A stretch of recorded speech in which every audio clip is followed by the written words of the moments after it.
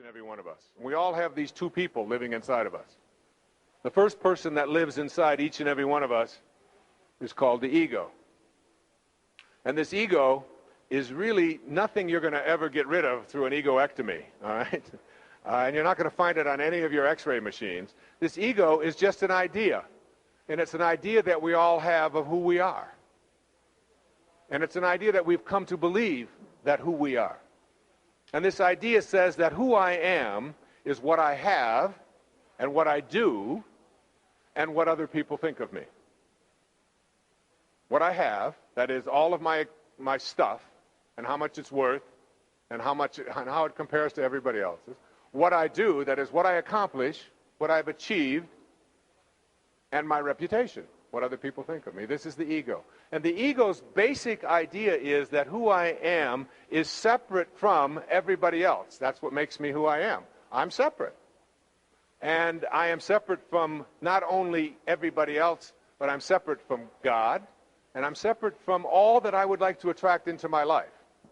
And there's a pie that's out there. And this pie has so many pieces to it. And if I don't get my piece of the pie, somebody else is going to get it for me. So I'm in competition with everybody that's out there. And it's a very competitive, dog eat dog, I've got to get someplace, I've got to be better than, I got to be number one kind of mentality. This is ego consciousness. Point A. And it's interesting, one of the more intriguing things that I learned when reading Carl Jung, he said that as adults, we reach adulthood, and we think that once you reach adulthood that we're through with our development. But he said we go through these developmental stages, these developmental patterns, and when we reach adulthood, we continue to develop. Some do. And he said that there are archetypes, if you will. And he called these archetypes, he said the lowest archetype that we have as adults is called the archetype of the athlete. And this is the time in our adult life when our primary emphasis is on what we can do, on our body. How beautiful it is, how good it looks, how much hair it has. I used to actually use Brill cream and things, That's gone. Those days are gone. And I used to think that who I was what I looked like. And then he said, if you get past the archetype of the athlete, you move into what he called the archetype of the warrior. And this is the stage where most people find themselves and where almost all disease takes place.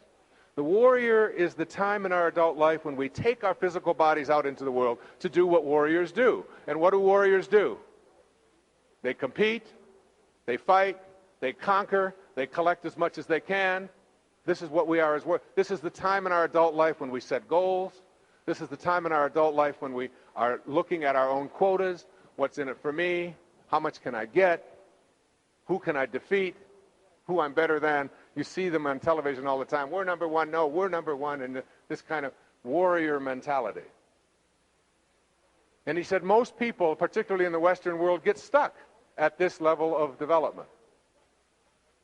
But he said there's a third and a fourth archetype. The third archetype is called the archetype of the statesman or the stateswoman. And this is the time finally in our adult life when we stop saying, what are my quotas and what's in it for me and what can I get? And we begin to say instead, what are your quotas? And how may I serve becomes much more of an important criteria than what am I going to get? And feeling connected to each other and to God and to what we would like to attract into our life, feeling connected to it rather than separate from it is the shift. There's a wonderful story when I was in Phoenix, and I was on radio station KTAR there in the morning with Pat McMahon, and he was so excited and anticipating that Mother Teresa was coming to visit the studio, and she was going to be on the radio. And he's an Irish Catholic, and to have Mother Teresa in the same studio, it was just the highest point of his life. He was so excited. And when she came in, the night before, she had been sleeping at the homeless shelter that had been just dedicated there. And I don't know if you know this about Mother Teresa, but whenever she was away from her mission in Calcutta, she didn't eat. If she was away for 10 days, she didn't eat. She only drank water. And they would bring food to her wherever she was, if she was in Africa, or if she was in Albania, or if she was in Asia. And she would say, no, I just drink water when I'm away from the mission. And they said, but Mother Teresa, you're in your 80s. You can't just not eat for 10 days. Why would you do that? She said, because I have to know inside what the people that I serve are going through themselves. And this is the only way I know how to do it. I have to be able to experience it. And when she walked into the room, all of us knew that we were in the presence of a higher level of awareness. She was one of the people that selected me shortly after she died. In fact, the day that she died, I was speaking in Sydney, Australia, and someone came up and handed me a note just before I went on. It was 9 o'clock in the morning down there, but it was in the evening on the other side of the date line. And I said, isn't that just like her? It was the day of Princess Diana's funeral, to try to sneak out when no one was noticing. The whole world's attention was focused over here, and that's when she died. This selfless, egoless woman. And when she walked into the room, all of us knew that we were in the presence of that kundalini that I spoke about earlier, that feeling of the shower inside of you, was in all of us. She's about 4'10", maybe weighed 80 pounds, if that. And Pat said to her, he said, Mother Teresa, is there anything that I can do for you? And this is someone who lived at the stateswoman consciousness or higher. And she said, no, Pat. She said, I'm just here to talk about the homeless shelter. And he said, Mother Teresa, he said, we have a very powerful radio station here, 50,000 watts. He said, we could generate an enormous amount of publicity for your mission in Calcutta and what you are doing. And she said, I'm really not here for publicity. It doesn't interest me, but thank you. I just wanted to tell the people of Phoenix about your wonderful shelter where I slept last night and how it can help people who don't have a home. And he said, but Mother Teresa, he said, and he did what the ego always goes to, he said, we could raise a lot of money here today. And she said, I'm really not interested in money or even talking about it, but thank you very much. I just want to talk about the homeless shelter. Finally, Pat got down on his knees, and he almost begged her. He said, Mother Teresa, please, isn't there anything that I can do? And she said, there is one thing that you can do. You seem so serious, she said. She said, tomorrow morning, get up at 4 a.m. and go out onto the streets of Phoenix and find someone who's living there who believes that he's alone and convince him that he's not. That's what you can do. And I wept. And it's hard for me not to, even as I tell this story again and again, that the awareness that we're not alone, the awareness that we're connected, is an awareness that personifies the statesman or the stateswoman phase of your life. And I would suggest to you, those of you who are in practice, if you can get your egos out of your practice and really in your own hearts come from that place where you can teach people that they're not alone, and that healing is not something that is done by someone outside of them, but that healing is something that takes place when you connect to your source, when you reconnect to your source.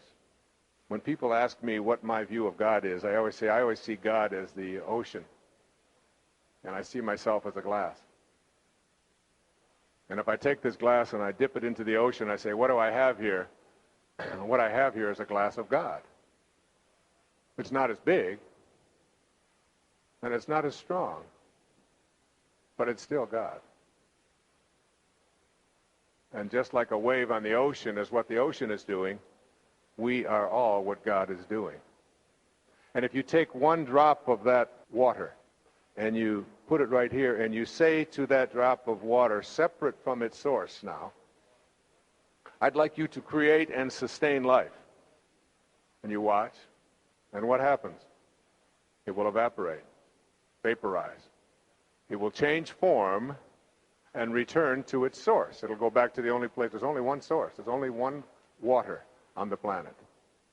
And there are just all separate glasses and hoses and pitchers full of it, but there's one source.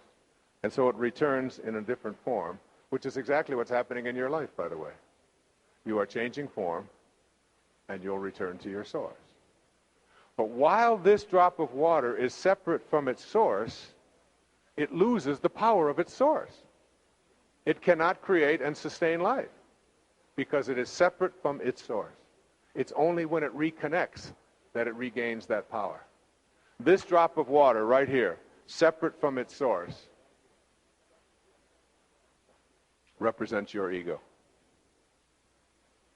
This is the part of you that has come to believe that you are separate. And as long as you believe that you are separate from your source and from each other and from that which you would like to attract into your life, you will always lose the power of your source. And what is the power of the source? The power to heal.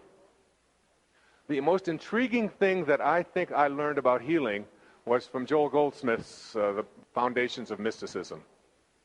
He said that healing is something that takes place because you bring spirit to the disease process. And he said these words, and this sounds a little strange: disease is an illusion. Disharmony is an illusion. Discord is an illusion. Because if it's not of God, it doesn't exist. And if it's not good, it's not of God.